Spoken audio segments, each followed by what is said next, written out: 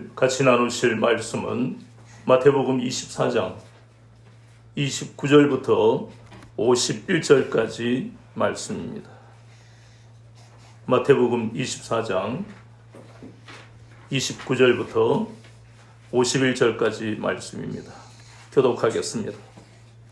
그날 환란 후에 즉시 해가 어두워지며 달이 빛을 내지 아니하며 별들이 하늘에서 떨어지며 하늘의 권능들이 흔들리리라.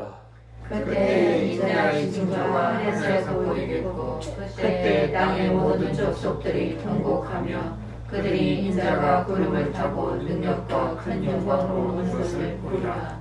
그가 큰 나팔 소리와 함께 천사들을 보내리니 그들이 그의 택하신 자들을 하늘 이 끝에서 저 끝까지 사방에서 모으리라.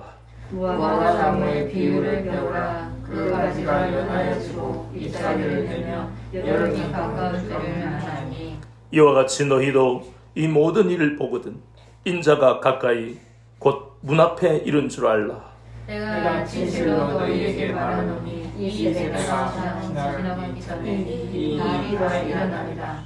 천지는 없어질지언정 내 말은 없어지지 아니하리라.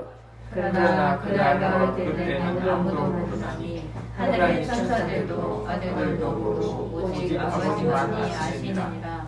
노아의 때와 같이 인자의 임함도 그러하리라. 홍수전에 노아가 방주에 들어가던 날까지 사람들이 먹고 마시고 장가들고 시집가고 있으면서 홍수가 나서 그들을 다 멸하기까지 깨닫지 못하였으나 인자의 임함도 이와 같으리.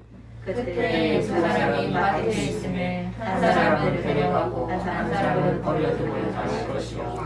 두 여자가 맷돌질을 하고 있음에 한 사람은 데려가고 한 사람은 버려둠을 당할 것이니라. 그러므로 깨어있으라. 어느 날에 너희 주가 임하는지 너희가 알지 못함이니라. 도둑이 너희도 아는 바니 만일 집주인이 도둑이 어느 시각에 올 줄을 알았더라면 깨어 있어 그 집을 뚫지 못하게 하였으리라. 이러므로 너희도 준비하고 있으라. 생각하지 않은 때에 인자가 오리라. 충성되고 지혜 있는 종이 되어 주인에게 그 집 사람들을 맡아 때를 따라 양식을 나눠줄 자가 누구냐?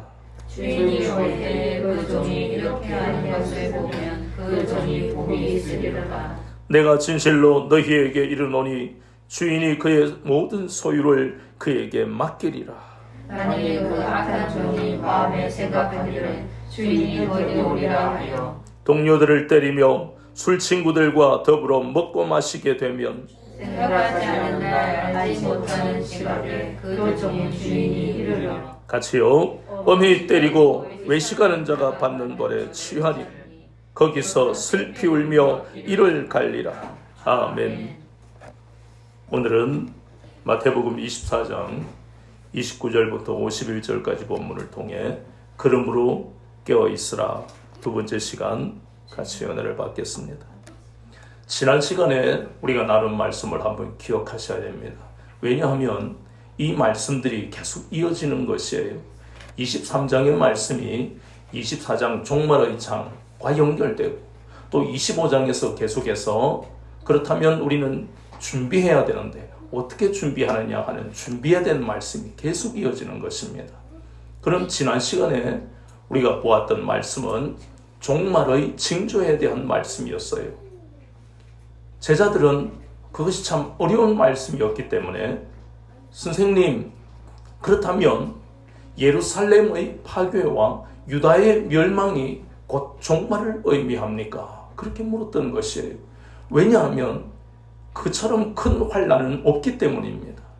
그런데 우리가 지난 시간에 보았던 것처럼 그것은 예루살렘의 파괴 그리고 유다의 멸망 이것이 곧 종말을 의미하는 것은 아니다 하는 것입니다.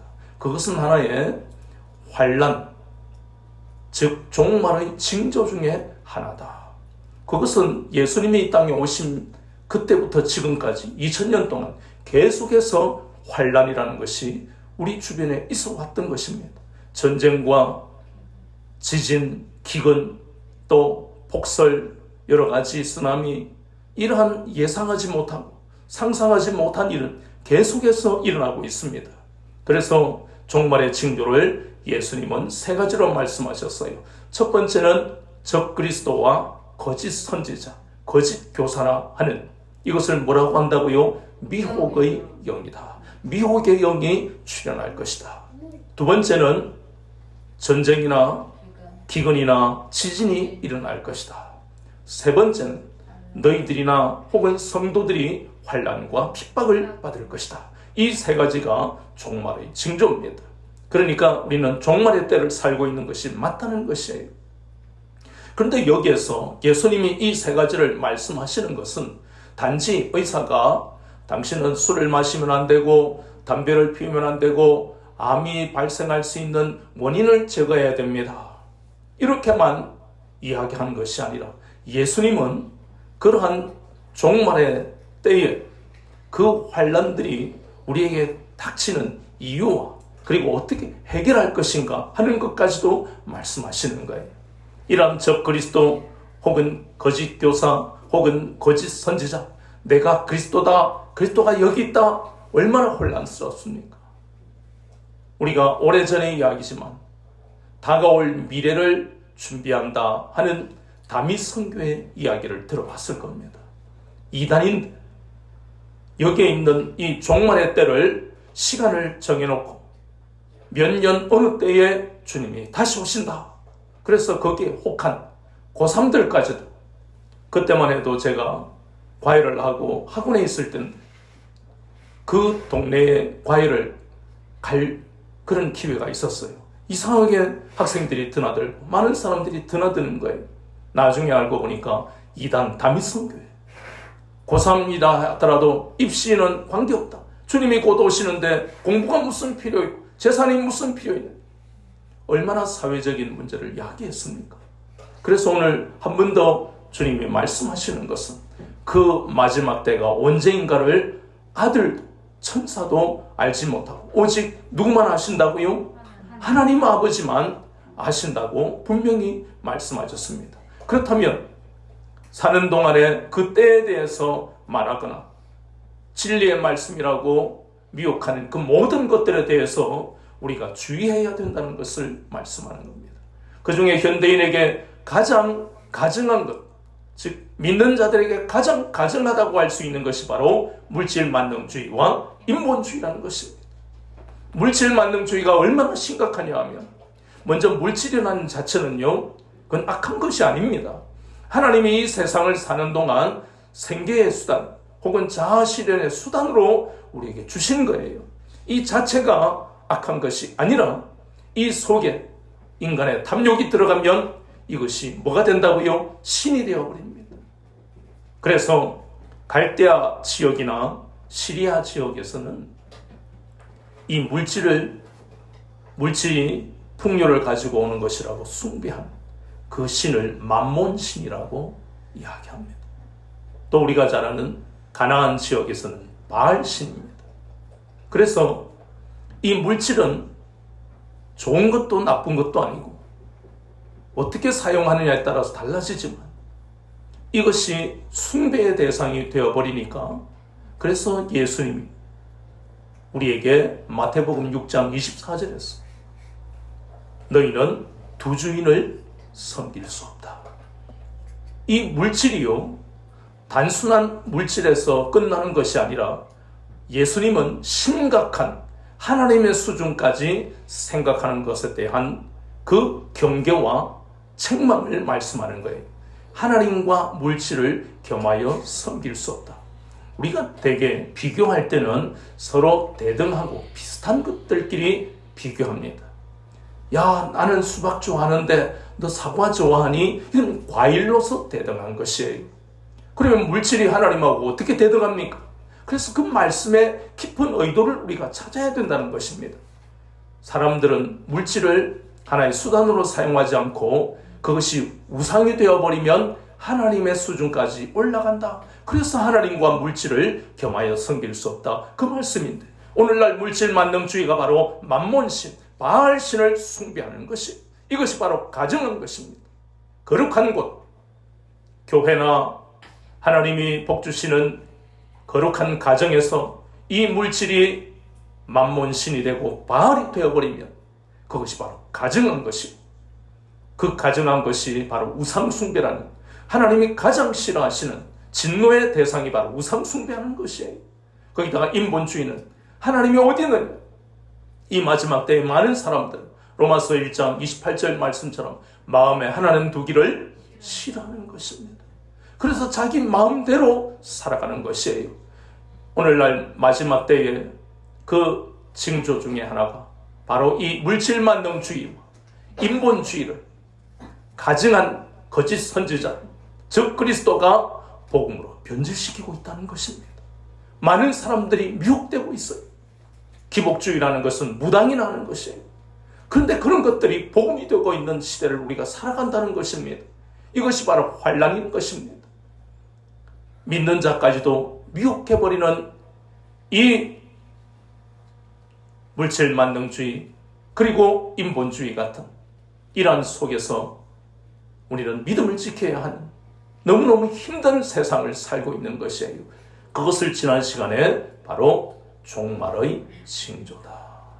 그리고 오늘 이어지는 말씀은 바로 예수님이 재림하실 때는 어떤 일들이 일어나는가. 그래서 본문의 말씀은 바로 예수님의 재림의 징조에 대해서 말씀합니다. 그렇다면 지난 시간에 우리가 보았던 종말의 징조라는 말과 예수님의 재림의 징조하는 말이 다릅니까? 아닙니다. 같은 의미입니다. 종말이 되면 예수님이 오시는 거예요.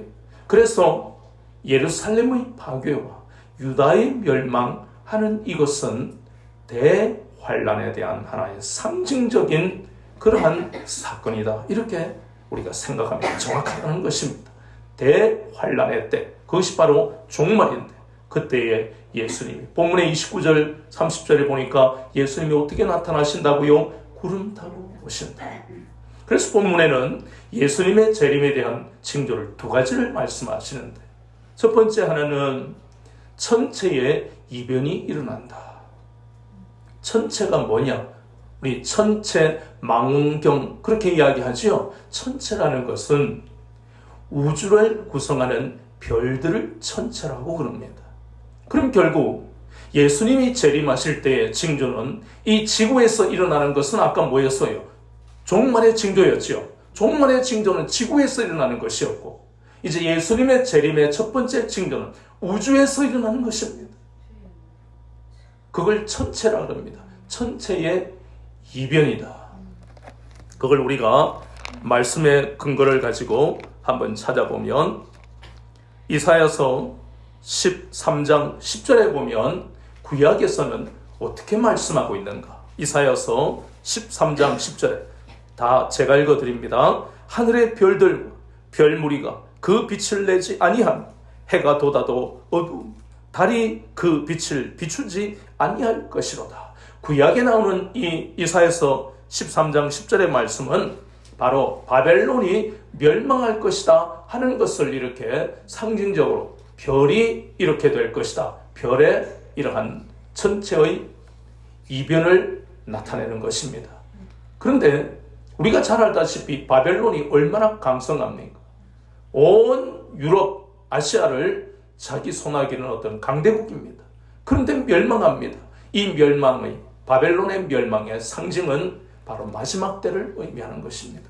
이것뿐만 아니라 이사야서 또 하나 더 찾아보면 이사야서 34장 4절과 5절에 하늘의 만상이 사라지고 하늘들이 두루마리같이 말리되 그 만상의 쇠잔함이 포도나무 잎이 마름 같고 무화과 나무 잎이 마름 같으리라.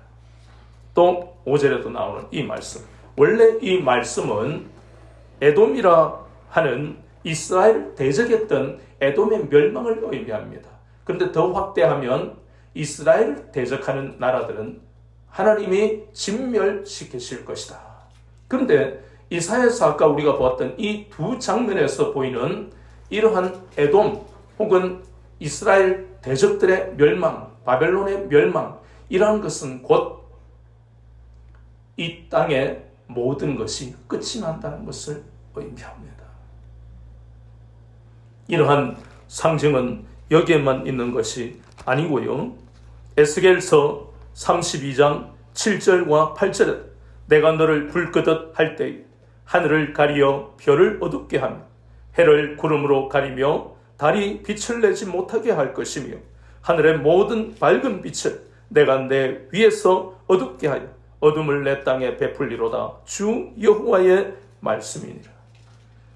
요엘서 2장에도 똑같은 말씀, 여호와의 날, 주의 날이라고 하는 그러한 것이 구약에 나타나고 있습니다. 이 모든 것이 바로 하나님의 심판이 여기에서 이렇게 상징적인 말씀으로 나타나는 것입니다.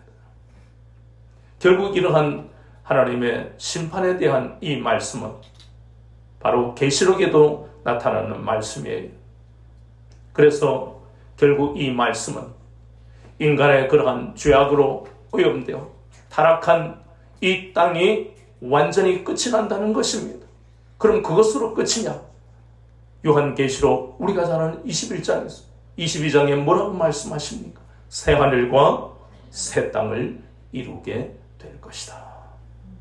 그것이 바로 요한계시록에 약속된 말씀입니다. 이 땅에 그리스도인으로 살아가는 사람들은 바로 요한계시록을 통해서 우리에게 새 하늘과 새 땅을 허락하실 것을 말씀하고 있습니다.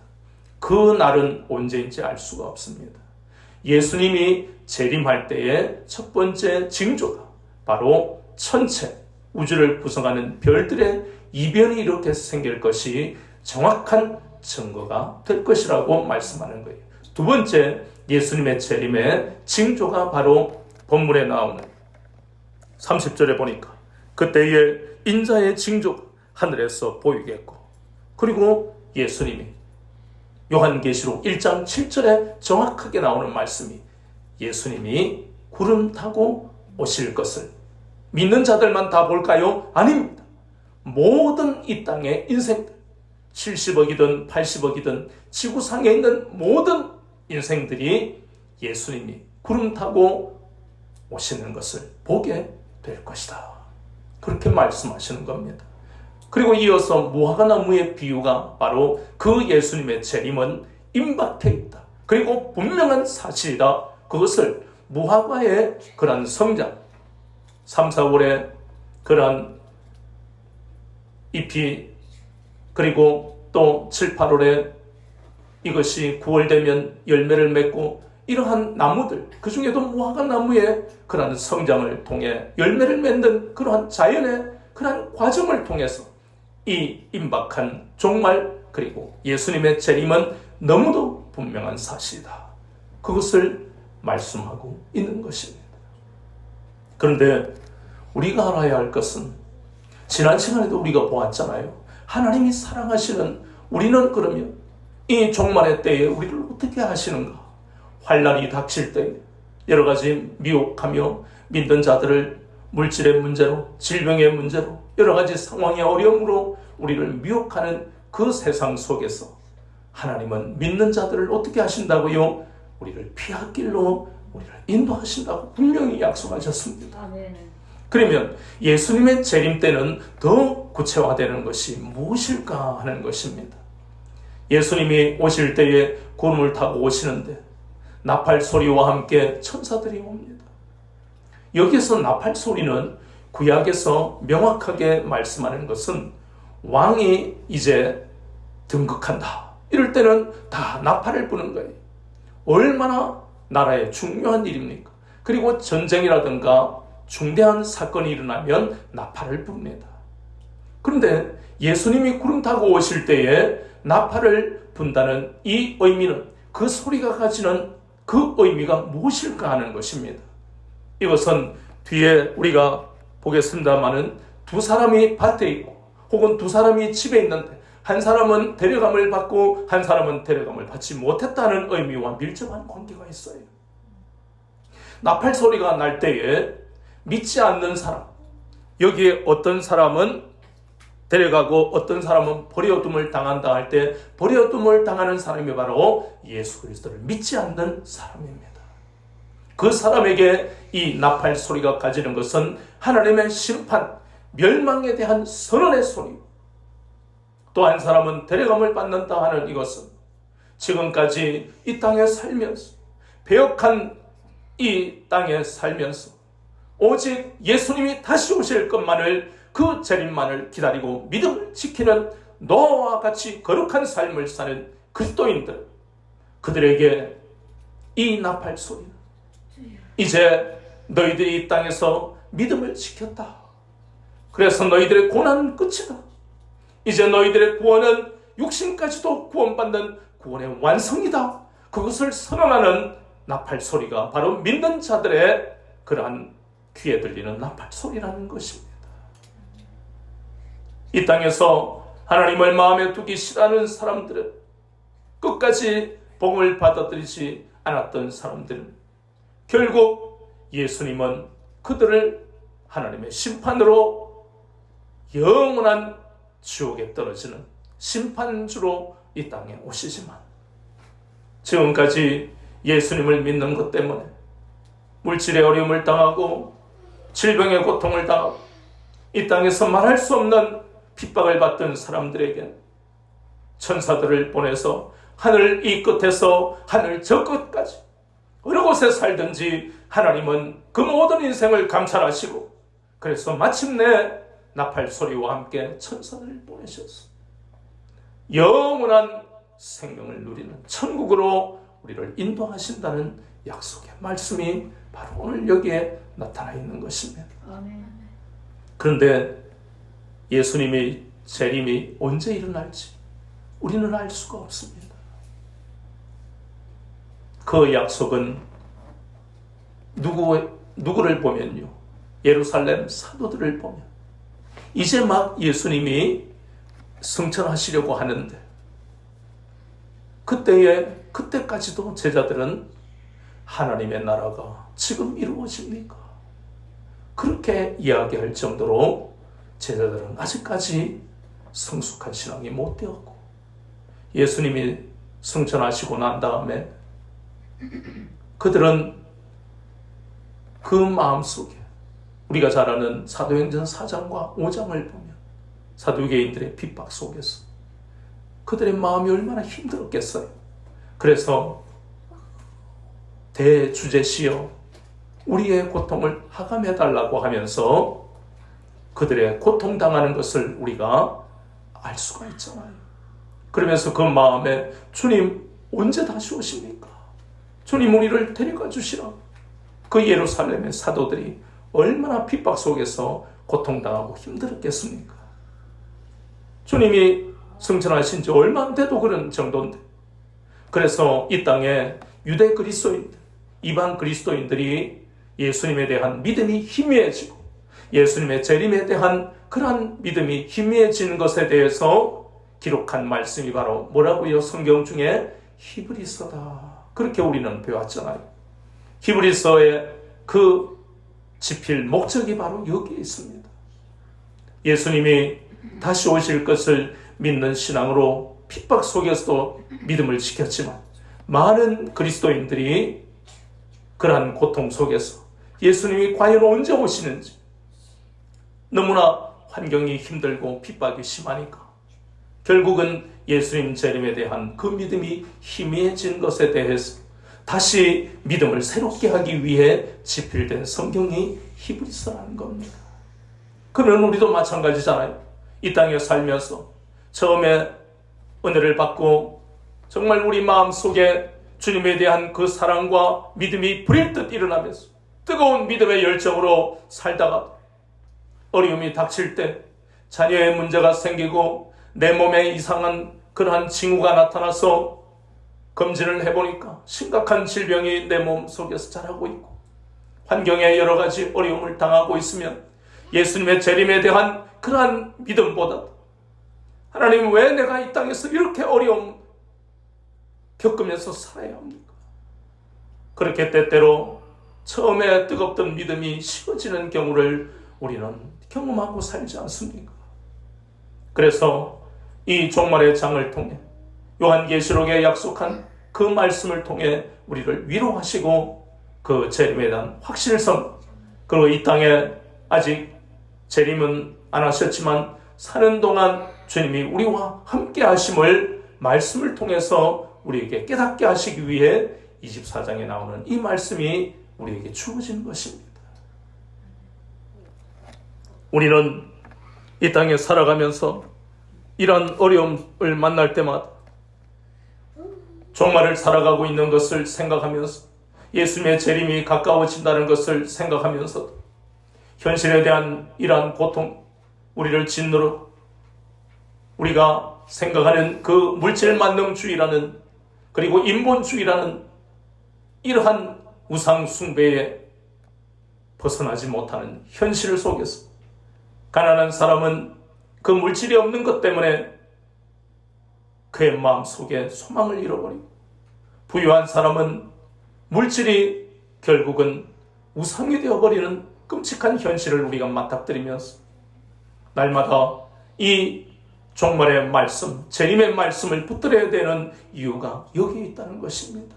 그렇다면 우리가 어떻게 해야 되는가 하는 것을 본문에서 말씀하고 있는데 그 말씀에 보니까 42절에 뭐라고 말씀하십니까? 그러므로 깨어있으라.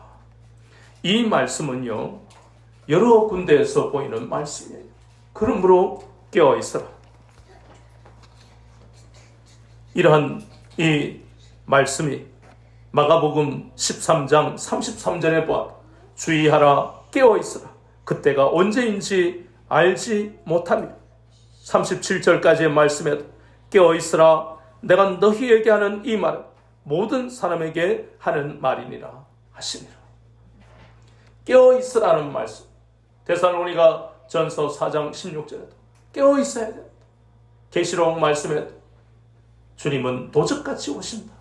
이 말씀들이 깨어있어야 하는 이러한 여러 가지 이유를 우리는 이 세상 살면서 깨어있지 않으면 물질 만능주의에 사로잡혀버리고 그리고 인본주의에 사로잡혀버리고 이렇게 내가 기도하는데 어떻게 하나님은 응답하지 아니하시지? 하나님이 살아계신다면 반드시 응답이 된다고 하셨는데 왜 응답이 안 되는 것이야? 그렇다면 내가 할 수 있는 내 힘으로 이 문제를 해결해야 되겠어? 이 모든 것이 인본주의라는 것입니다. 이러한 현실 속에서 우리가 깨어 있어야만 하는 이유를 본문에서 보면 거기에서 보니까 충성된 종과 악한 종에 대한 비유를 통해서 어떻게 깨어있고 준비해야 하는가 하는 것을 예수님이 말씀하시잖아요. 종이라 하는 개념은요, 그냥 흔한 종이 아닙니다. 이 본문에 나오는 것은 종의 우두머리를 뭐라고 한다고요? 청지기라고 한다고 그랬습니다. 그래서 청지기는 그냥 종과 다르게 주인의 모든 재산을 관리하는 사람이 청지기입니다. 그래서 선한 청지기, 충성된 청지기는 주인이 멀리 타국에 가 있다 할지라도 해야 할 일, 매번 양식을 그 가족들에게 혹은 그 모든 사람들에게 이렇게 나누어 주는 일들, 이런 일들을 충성스럽게 지혜롭게 해야만 하고 그렇게 하는 종을 충성된 종이다. 주인이 왔을 때 이러한 일을 감당하고 있는 충성된 종에 대해서 뭐라고 이야기합니까? 너는 충성된 종이다. 그래서 너는 내가 복을 주겠다. 그게 뭐예요? 바로 상급을 준다. 끝까지 믿음을 지킨 사람. 아까 우리가 데려감을 받기 위해서는 어떻게 해야 된다고요? 믿음을 지켜야 된다고 그랬습니다. 인내하며 믿음을 지키는 사람에게 상급이 있다고 말씀하는 거예요. 그러나 악한 종은 주인이 언제 오겠어? 내 마음대로 할 거야. 나는 종들의 우두머리라. 그리고 주인의 모든 재산은 내가 관리하잖아. 그래서 술 마시고 하고 싶은 대로 해버리는. 그러나 결국 그러한 악한 청지기는 주인이 왔을 때에 가혹한 벌을 받는다 그랬습니다. 이 가혹한 벌의 의미는 헬라어의 의미로 자세히 우리가 알 수 있는데 몸을 두 동강 내버린다는 끔찍한 말씀입니다. 이 말씀이 사실은 사무엘상에 보면 사무엘상 16장 15장 33절 사울 왕이 자신은 여러 좋은 그러한 짐승들을 잡아놓고 아각 왕은 죽이지 않을 때 사무엘이 와서 어찌 너는 하나님 앞에 순종하지 않느냐 그러면서 아각 왕을 33절에 보니까 아각 왕을 여호와 앞에서 찍어 쪼개니라. 이 찍어 쪼개니라 하는 이 말씀이 마태복음 24장에 보이는 51절에 엄히 때리고 이 말씀에 헬라어의 말씀이 우리가 아까 보았던 사무엘상 말씀의 히브리어의 단어의 의미와 똑같다는 것입니다. 얼마나 끔찍한 말씀입니까? 그러나 우리는 이 종말의 때를 살아가며 예수님의 재림을 기다려야 되고 그리고 우리는 어서 오시옵소서 하는 마음으로 우리의 신앙을 지켜야 된다는 것입니다. 준비가 되어 있어야 한다는 것입니다. 만약에 결혼을 하는데 남자나 여자가 결혼할 준비가 되어 있지 않으면 물질도 준비를 안 했고 마음의 준비도 하지 아니하고 직장도 없고 능력도 없으면 결혼할 수 있을까요? 못합니다. 불가능한 거예요. 그것이 마태복음 25장에 우리가 다음에 볼 그러한 열천에 비유해서 기름을 준비하지 않으면 등불을 밝힐 수 없잖아요. 그 기름의 의미가 말씀과 기도로 우리가 좋은 신앙의 습관이 되지 않으면 깨어있을 수 없다는 것이에요. 그래서 우리는 이 마지막 때에 깨어 준비하는데 무엇을 준비해야 됩니까? 지난 시간에 보았던 마태복음 22장에 예복을 준비해야 된다. 요한계시록 19장 8절에 보니까 그것이 바로 세마포 옷이다. 성도들의 그러한 행실, 옳은 행실을 의미하는 그 예복을 준비해야만 우리는 예수님이 재림하실 때에 예수님과 함께 영원한 천국으로 갈 수 있다는 것입니다. 그러한 준비가 우리에게 필요한 것입니다. 말씀과 기도로 우리가 늘 준비해야만 그래야 깨어있을 수 있다는 것이고 우리는 또한 세상 사람과 구별되는 것이 예복입니다. 예수 그리스도를 믿지 않는 사람은 예복을 입을 수가 없습니다. 그래서 우리의 신랑 대신 예수님이 오실 때 우리는 순결한 신부로서 예복을 준비해서 우리는 신랑을 맞이해야 된다는 것입니다. 아멘. 이 땅에서의 삶이 때때로 우리를 고통스럽게 합니다. 그러나 수없이 많은 말씀 중에 왜 마태복음 24장에 나오는 종말장이라는 말씀이 나올까 하는 것을 우리는 늘 마음에 새기고 살아가야만 되는 것입니다. 때때로 우리의 삶이 잘 풀리고 하나님의 은혜를 많이 받아서 문제가 없고 이제는 부유한 삶을 살 때 우리는 긴장이 풀려버린다는 것입니다. 가난이 계속되면 긴장할 것 같지만 스스로 자기의 인생을 포기해버릴 수가 있어요. 그러니 우리의 삶에 있어서 이 신앙이라는 것은 물질의 많고 적음과 전혀 관계가 없는 것입니다.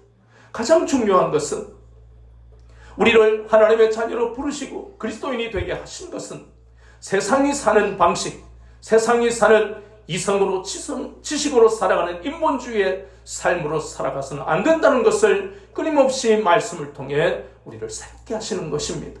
우리가 말씀을 손에 놓아버리면 우리는 다시 이 세상의 가치관으로 살아가게 되는 것입니다. 내가 돈을 가지면, 물질을 넉넉하게 가지면 그때는 우리가 긴장이 풀려서 세상 사람이 살아가는 방식으로 살아가게 되는 것이고, 돈이 없으면 없는데 내 스스로를 합리화한 기도에도 응답이 없으니까 나는 내 식으로 내 인생을 개척할 거예요. 이런 모든 것이 인본주의라는 것입니다.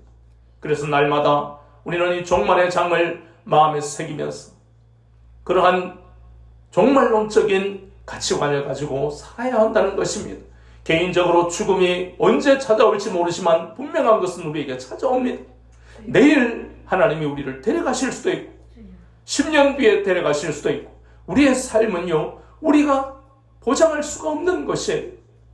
우리가 그것을 어떻게 알겠습니까?